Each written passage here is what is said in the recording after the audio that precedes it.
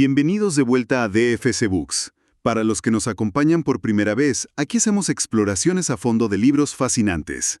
Y el de hoy es uno muy especial. Totalmente. Hoy nos vamos a clavar, pero de verdad, en Entre Dios y el Diablo de Tatiana Lobo. Antes de arrancar, si tienen alguna sugerencia de libro, déjenla en los comentarios, siempre los leemos. Sí, por favor. Bueno, este libro es mucho más que una novela.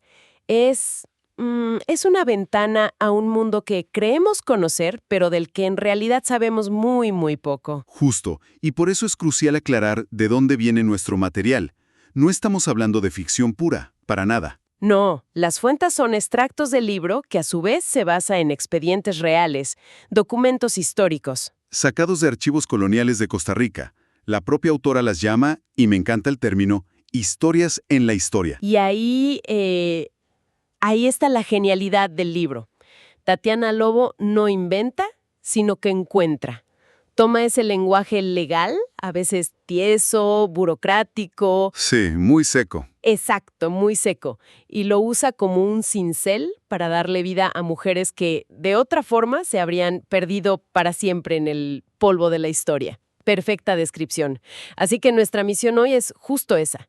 Desenterrar esas vidas para romper un estereotipo que, híjole, nos han repetido hasta el cansancio. El de la mujer colonial sumisa, callada, siempre devota y encerrada en su casa. Ese mero.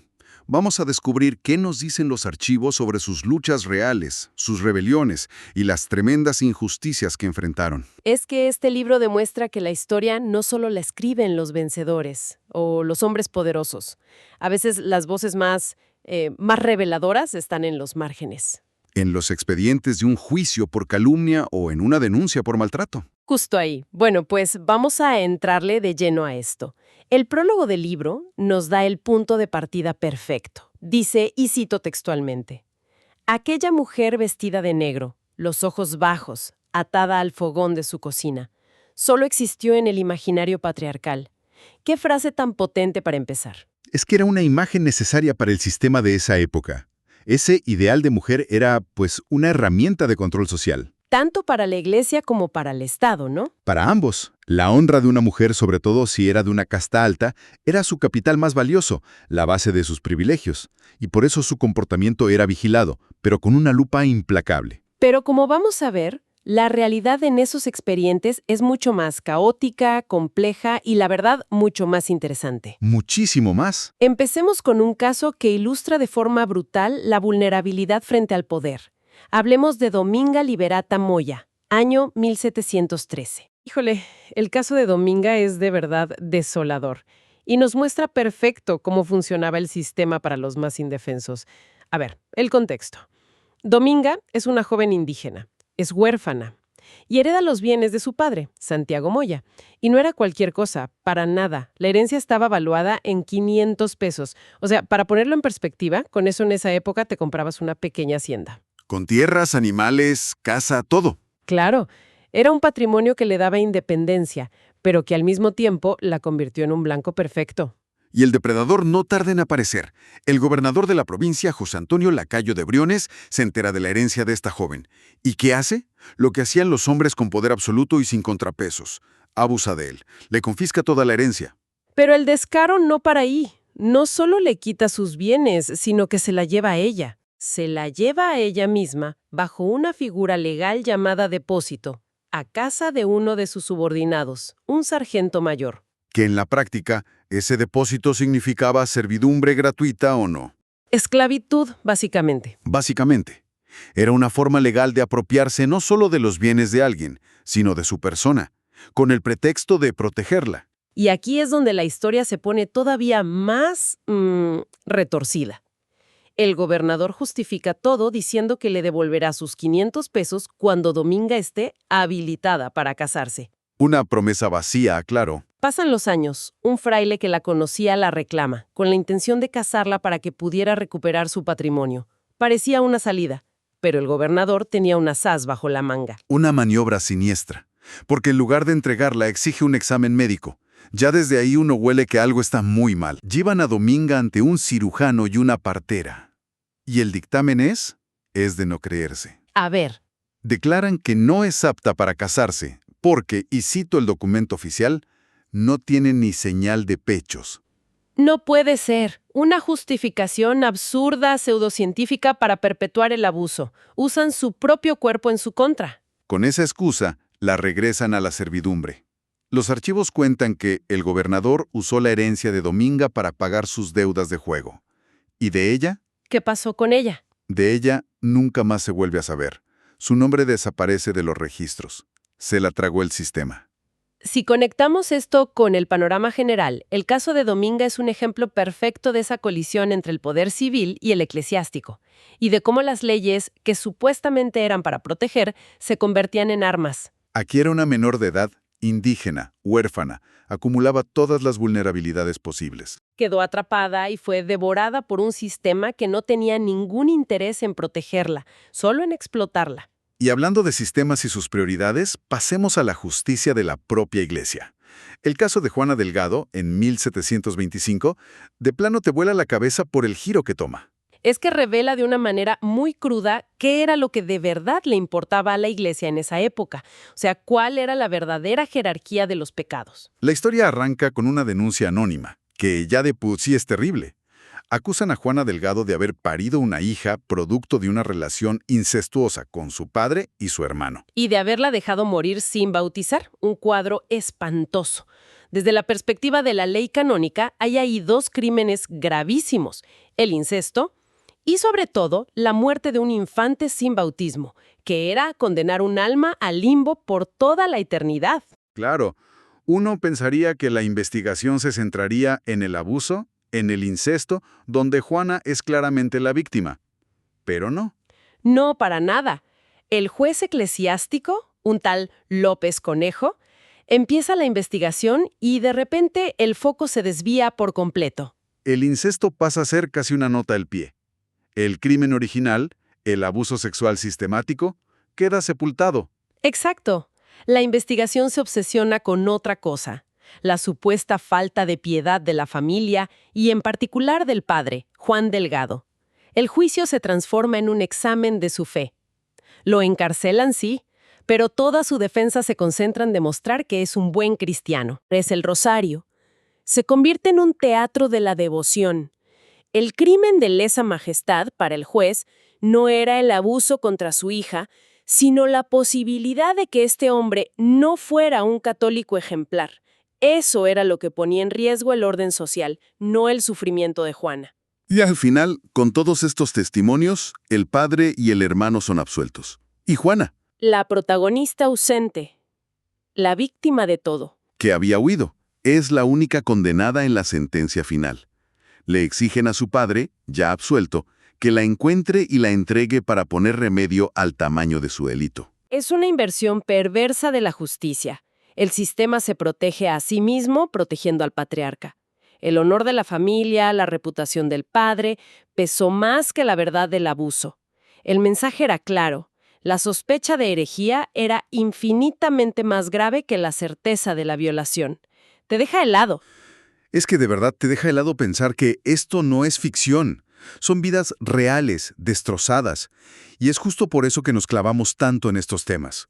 Si a quien nos escucha le interesa seguir explorando estas historias olvidadas, es un buen momento para suscribirse y no perderse los siguientes análisis. Pero, fíjate, el caso de Juana es la cara más oscura de la moneda. Lo increíble es que también encontramos historias de mujeres que aprendieron a navegar este sistema. Que encontraron grietas y las usaron a su favor. Exacto. Sí, ahora vamos con esas historias de resistencia y astucia, aunque no siempre con buenos resultados. Empecemos con la tragedia de las hermanas Gómez, en 1723. Este caso es fascinante porque muestra cómo la agencia de una mujer, su capacidad de actuar, puede usarse de forma destructiva, pero la verdadera villana de la historia termina siendo la rigidez del sistema. A ver, tenemos a dos hermanas, Petronila y María del Carmen. María del Carmen se casa con un hombre, Manuel Vargas. Petronila, que al parecer estaba celosa, va con la iglesia y denuncia algo. Denuncia que su ahora cuñado, Manuel, tuvo relaciones sexuales con ella antes de la boda. Y esa acusación ponía en marcha un mecanismo legal canónico muy específico. El impedimento de afinidad ilícita. O sea, si un hombre tenía relaciones con una mujer, creaba un lazo de afinidad con toda la familia de ella. Casarse con la hermana de su antiguo amante era para la Iglesia una forma de incesto. Lo que anularía el matrimonio. El problema es que Petronila no tiene cómo probarlo. Es su palabra contra la de Manuel. No hay testigos, no hay pruebas. Y aún así, La Iglesia toma una decisión terrible. Ante la duda, la institución prefiere pecar de precavida. Para no arriesgarse a validar un matrimonio que podría ser pecaminoso, dictan una sentencia brutal. separan a Manuel y a la completamente inocente María del Carmen de por vida. Los ponen en depósito, en casas separadas. Y la sentencia lo deja heladoramente claro. Durará hasta la muerte de alguno de los dos. Una vida arruinada por una denuncia de celos sin una sola prueba. Aquí la agencia de Petronila es el detonante, sin duda, pero la catástrofe es obra de un sistema legal y religioso inflexible, paranoico, que prefería destruir dos vidas antes que correr el más mínimo riesgo teológico. Pero esa misma rigidez, ese mismo sistema de creencias, a veces podía ser explotado. Y aquí llegamos a mi caso favorito, el de Nicolasa Vargas en 1737. Es una clase magistral de estrategia. Es un ejemplo brillante de inteligencia y supervivencia. Nicolasa entendió las reglas del juego mejor que nadie. El contexto es terrible. Nicolasa sufre una violencia doméstica brutal de su marido, José de Céspedes. Ella hace lo que se supone que debe hacer. Va con el vicario, le muestra los golpes, le ruega por ayuda. Y la respuesta del vicario es la que recibían miles de mujeres. Prioriza el sacramento del matrimonio sobre la seguridad física de Nicolasa. Le dice que es su cruz, que debe ser paciente, y la obliga a volver con él una y otra vez. Matrimonio sagrado eran más importantes. Entonces, Nicolasa se da cuenta de algo fundamental. Para la Iglesia, sus moretones, sus heridas, no son pruebas suficientes. La violencia física es un asunto mundano, un pecado menor. Así que, si quiere salvarse, tiene que cambiar de estrategia. Tiene que hablarles en un idioma que ellos sí entiendan y teman. Tiene que escalarle el problema a un plano espiritual. Exactamente. Vuelve a ver al vicario, pero esta vez no le habla de golpes. Le cuenta, con voz de pánico, que su marido le confesó a una pariente una frase escalofriante. Hable tengo entregada mi alma al demonio. Jaque mate, pura estrategia. En lugar de presentarse como víctima de un esposo violento, lo presenta como un siervo de Satanás. Y la reacción es inmediata. El mismo vicario que había ignorado los moretones se horroriza. Un pacto con el diablo era una amenaza directa al orden divino. Un peligro para toda la comunidad. Una ofensa contra Dios mismo. Los golpes a una mujer, en cambio, eran solo un asunto doméstico, claro. La amenaza del diablo era infinitamente más real para él. Manda apresar a Céspedes de inmediato y Nicolasa consigue lo que meses de súplicas no lograron: su separación definitiva. Es una genialidad. Usó los propios miedos y las creencias más profundas del sistema en su contra.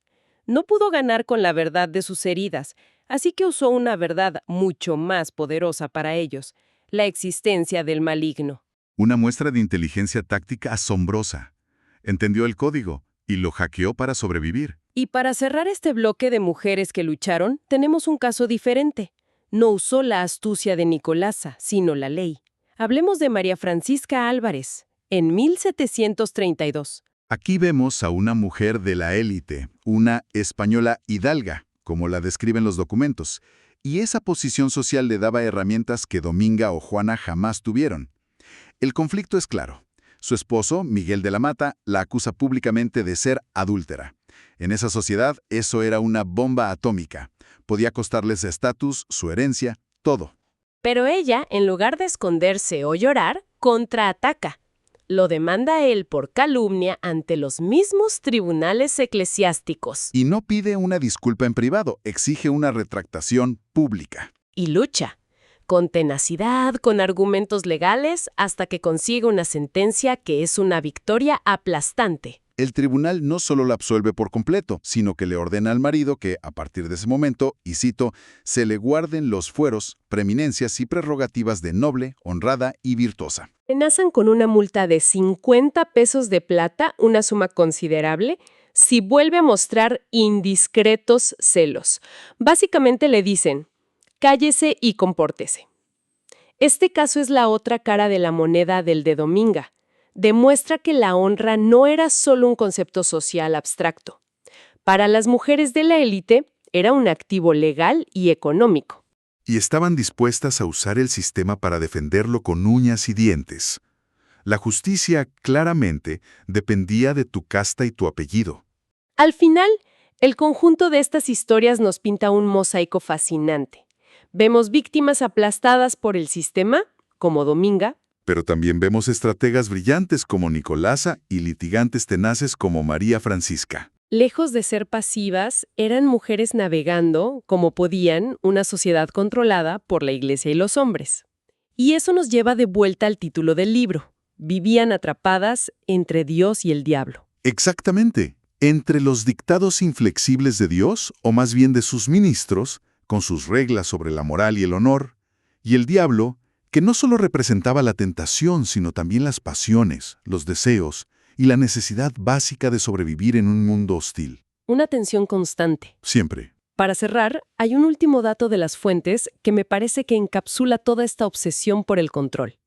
Es un decreto del obispo de 1813, ya muy al final de la colonia. ¿Qué dice? En él prohíbe terminantemente que las mujeres usen velos transparentes en la iglesia. El control hasta en el más mínimo detalle de su apariencia. Un trozo de tela. Las califica de ser un ídolo de prostitución y una piedra de escándalo. Y esta imagen conecta directamente con una cita que abre el libro donde se describe a la mujer como un ponzoñoso animal que debe ser oprimido por el freno de la vergüenza. La imagen de una brida, de un control animal. Una metáfora brutal. Y con esto nos quedamos. Este control minucioso sobre la vida, el cuerpo y hasta la ropa de las mujeres tiene siglos de historia. La pregunta que queda flotando en el aire es, ¿qué formas, quizás más sutiles, de ese freno de la vergüenza persisten hoy en nuestras normas sociales, en nuestras instituciones, a menudo sin que siquiera nos demos cuenta? Una pregunta muy potente para reflexionar. Pues hasta aquí llegamos por hoy. Muchísimas gracias por acompañarnos en este análisis de Entre Dios y el Diablo. Gracias por escuchar. No se olviden de suscribirse para más contenido. Esto fue DFC Books. Hasta la próxima.